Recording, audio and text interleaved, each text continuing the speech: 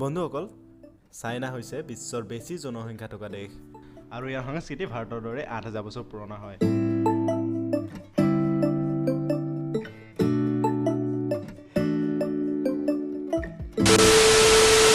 নমস্কাৰ বন্ধুসকল, মোৰ জি ফেক্ট চেনেলটিলৈ আপোনালোকক স্বাগতম জনাইছোঁ। যদি ভিডিঅ'টো চাই ভাল লাগে লাইক কৰিব আৰু আপোনালোকৰ বন্ধুবৰ্গৰ মাজলৈ শ্বেয়াৰ কৰি দিব আৰু এনেকুৱা আমেজিং ফেক্টছবোৰ জানিবলৈ চেনেলটো ছাবস্ক্ৰাইব কৰিব নাপাহৰিব।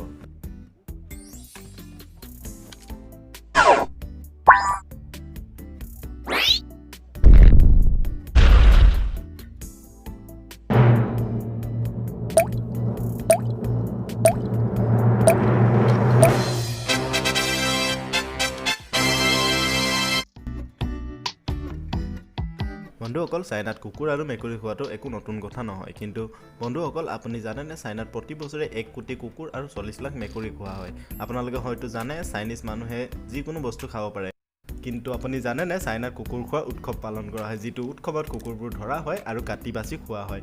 আপুনি বাৰু এনেধৰণৰ উৎসৱৰ বিষয়ে আগতে গম পাইছিলেনে? কমেণ্ট কৰি নিশ্চয় জনাব।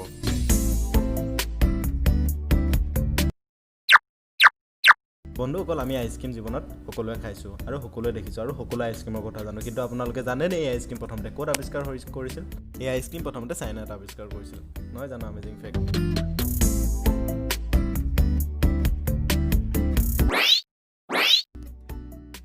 বন্ধুসকল, আপুনি জানেনে চাইনাত ইউৰিন বইল্ড ইগ মানে পেচাবৰ সৈতে বইল কৰা কণী খোৱা হয়। মানে চিম্পুলকৈ ক'ব গ'লে আমি আমাৰ অসমত কণী পানীৰ দ্বাৰা বইল কৰি খাওঁ, কিন্তু চাইনাত পেচাবৰ লগত বইল কৰে।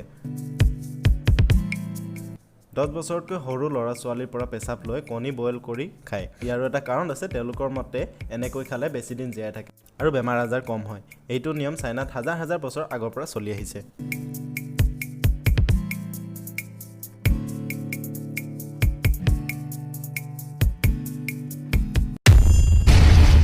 চাইনাত পলিউশ্যনৰ এটা বহুত ডাঙৰ সমস্যা হৈ আছে। চাইনা পৃথিৱীৰ ভিতৰতে বেছি ধোঁৱা বিয়পোৱা দেশৰ ভিতৰত পৰে। এটা সমীক্ষাৰ পৰা গম পোৱা গৈছে যে বেইজিঙত এদিন থাকি খোলা বতাহত উশাহ লোৱা আৰু 21টা চিগাৰেট খোৱা একে কথা। ইয়াৰ পলিউশ্যন ইমানেই বেছি যে US-ৰ কেলিফৰ্ণিয়ালৈকে পাই যায়।